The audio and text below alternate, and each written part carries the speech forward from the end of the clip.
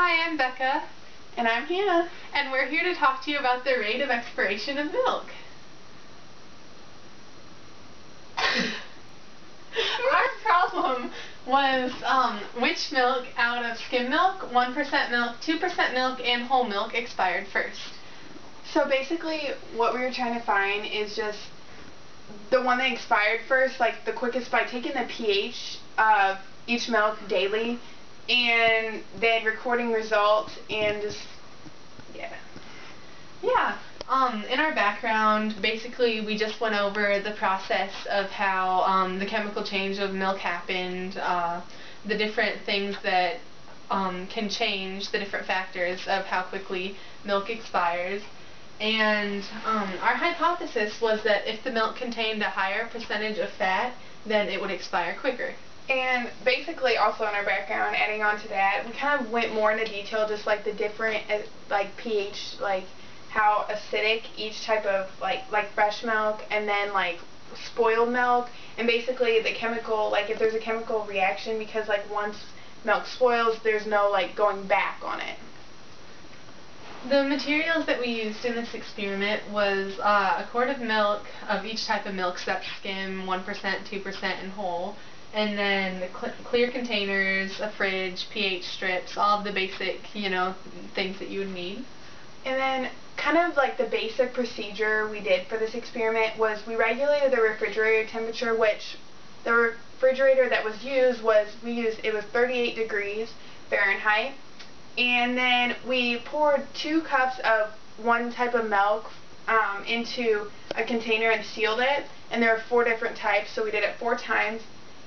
And then we labeled the containers with like, vitamin D, skim, 2%, 1%, and vitamin D is whole milk. And then we took the pH level immediately, and then each day we did it after, and then also for the pH, like once the first one that expired, we took the pH for 1 day after.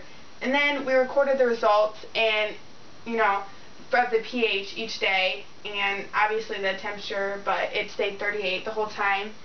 And then we just made sure to take the pH for each of them.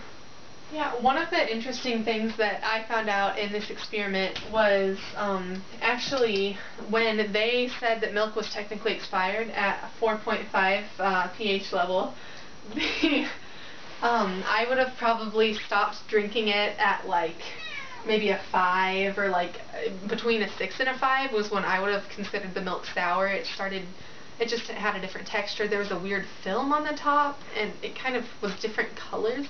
I'd never seen milk that way. I guess maybe you're supposed to shake it or something. But it was kind of gross, and I wouldn't have drank it.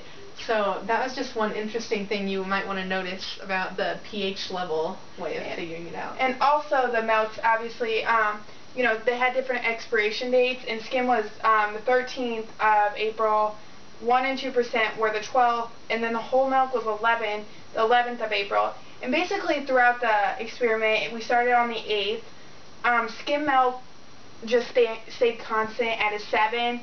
1% stayed at a 7 until the 15th, when it went down to like a 6.5, which we figured by measurement, like just by, measurement skills. And then 2% went to a 6.5 on the 14th.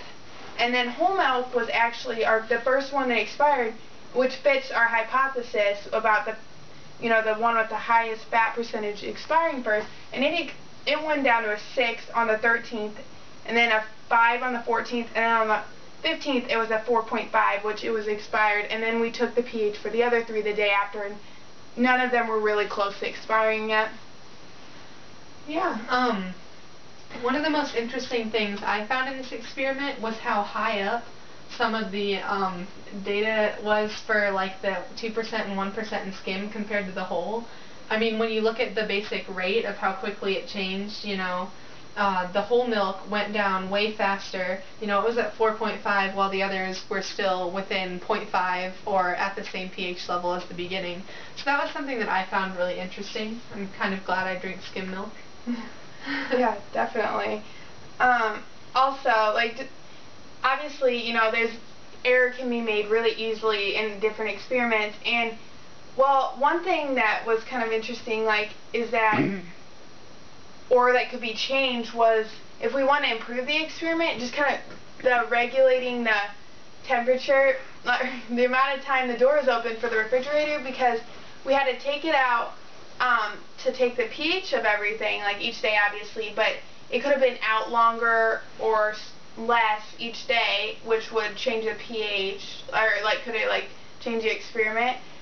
And also, it was stored in a different place before it was stored in our house, and so that means, like, you know, the difference in temperature could be very drastic between the two refrigerators, which could in turn like either speed up or slow down the rate of expiration of milk, because the temperatures are so different. And also being in the car for a certain amount of time on the ride home, it was exposed to just like air and not like an actual refrigerator.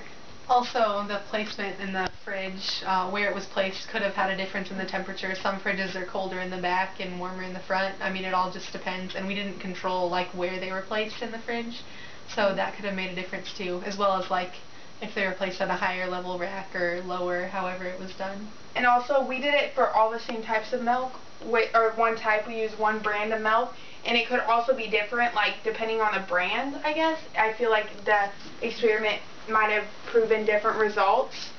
So, as well as like the way the milk is pasteurized, different processes that different brands use. I mean, that can really affect it.